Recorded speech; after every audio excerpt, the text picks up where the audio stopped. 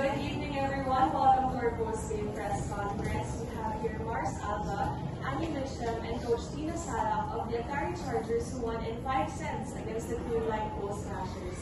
Coach, congratulations on this victory. A good way to officially start yung campaign na Akali Girls are reinforced. Ano masasabi mo sa naging performance na team, especially ito yung first win na Akali against Creamline? I'm very happy dun sa result natin. And then, of course, matagal na natin anticipation of win against Creamline. So it happened today. So thank you for this ladies beside me. And also team effort, especially yung coaches pagdating sa mga decision making namin. On point lahat nung nangyari. And also, Creamline is the best team. Alam naman natin yung champion team yun, but nakita din natin yung team namin kung how to maging intact, maging buo. At the same time, malaki yung potential ng team as this conference goes. So I'm very thankful and hopeful din for the coming days or coming games na ganito pa rin yung maging performance. Thank you, Coach. And best player of the game, Annie, with 34 points in this match. Yay! Annie, can you talk about what you felt during this match and getting this first win on your debut in the Caribbean? I'm really happy and proud of us because this team is really good. That's what everyone said. And so they're really good. I'm really glad that we won this game. It was like really difficult. We were down by a lot of points in some moments, but like we came back, which I'm so proud of. We didn't give up, and I think that's just a really big win for us, for the coaches, for everyone. And Mars, first official game mo rin to for Akali. Siguro, kumusta lang din yung chemistry nyo and ngayon naligo din yung team into this 5-set win over Creamline? For me, syempre grateful ako na pinagkatiwalaan ako ng coaches and ng teammates ko. And hindi siya madaling transition kasi yun nga, bago ako sa team. And inaaral ko din talaga yung sistema nila, coach. Marami pang kailangan ayusin, pero ayun, grateful talaga ako kasi hindi nagsasawa yung coaches na mag-remind, na magturo. Coach, kumbaga ito yung pinakaunang panalo ng Akari sa Creamline after 10 games. Sa'yo, what does this mean lang na ito pa first official game mo sa Reinforce, nakuha nyo agad? Every game naman important sa amin, regardless kung sino yung kalaban. But let's still do respect kasi natin sa each opponent natin nandun. So we take this every game or doon sa pool namin, we take it serious na magkaroon ng mga ayos na laro. And mabigyan din ng magandang, di ba, yung mga fans na magandang laro din. But yun nga, siguro yun lang, naging timely lang na Creamline yung kalaban namin yun, and then we got this win. But yun nga, sabi ni Annie, I'm so proud of this team na nag-stick kami together. Walang bibitaw eh. Pero alam naman natin yung Creamline, yun ang strength nila towards the end of the game. Pero sa team namin, start, ito lang, very recent lang, diba? Parang 2 conferences pa lang. As we go along way, marami pa tayong pagsasamahan. Kukuha din namin yung chemistry natin. Annie, you missed the first game due to the paper delays. How did you stay patient throughout the process until you showcase your talent tonight? I think just like going to practice and just being with everyone is like really helpful, and just like enjoying our time while we're practicing and getting ready for this game, focusing on this game. Annie, you've been with many clubs in different countries, but just how different was this seeing the crowd here in Las Vegas?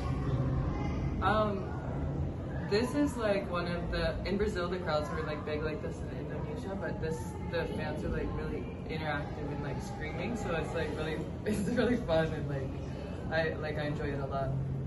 Coach, to beat Creamline kasi it takes talagang lahat for the team.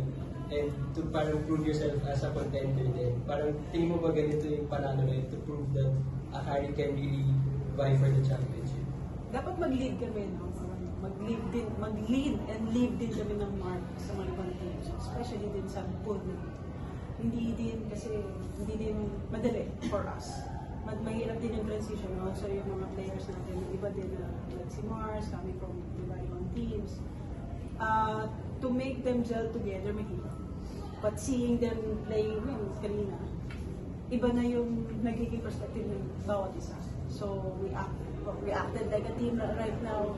Hindi na kami bumibitaw. But, yun nga, konti na lang. But mahabang journey kasi. It's been a long journey. So, be patient lang sa amin. Unti-unti.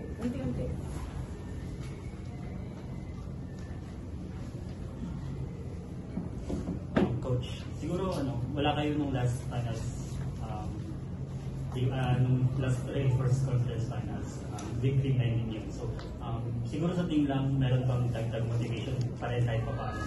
But you face Green Line in a finals team match ngayon, first game. Yung lang, show up every day sa training. Iba kasi yung difference ng nag-show up for every day. Then, makikita natin nag-translate siya sa game. So, yung motivation naman, everyday nandun seeing them happy, nag-enjoy sa ensayo, diba, a lot of work to do. Pero yung makita mo sila na we're working as one right now, malaking factor na yan sa game. Thank you. Coach, parang kumbaga po bihira mangyari na after ng isang talo, may chance kayong ulitin yun at manalo after na nangyari last week. So, kumbaga, paano nyo bring up yung second chance? Kumbaga po na dikit yung 5 sets the first time, ngayon po 5 sets ulit, pero nagawa nyo ngayon. So, parang advantage way na way na may lessons learned agad from that game na nadagal na today. Okay, yung last week kasi, unofficial siya. So, hindi ko siya ma-determine kung hanggang saan na.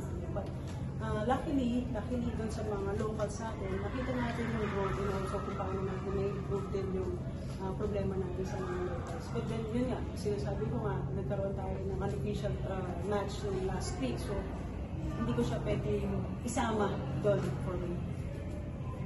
Mars, ano lang yung ready mo pang ipakita or dalhin sa team sa mga susunod na mga games? For me, siguro all out ko lang kung ano lang yung pwede kong matulong sa team. And yun lang po, i-give ko lang po yung best ko.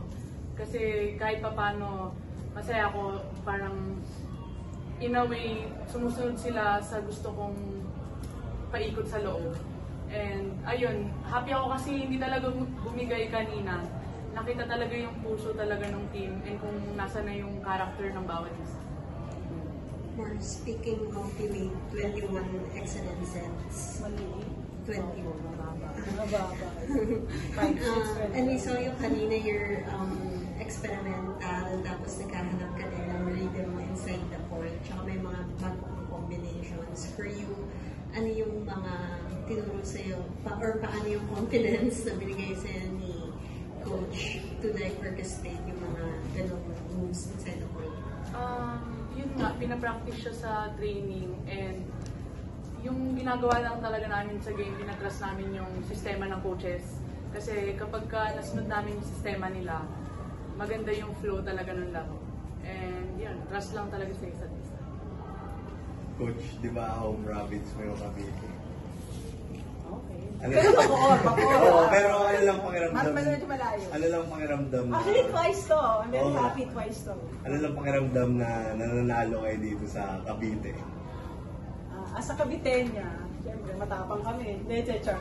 Gusto ko maging proud sila sa amin. Even as a player, as a coach, nare-represent namin yung ating province. But siyempre lahat naman ng places na importante sa atin as long as naglalaro tayo. Nandun yung team, nandun yung strength ng bawat isa, and also nandun din yung pride. Thank you.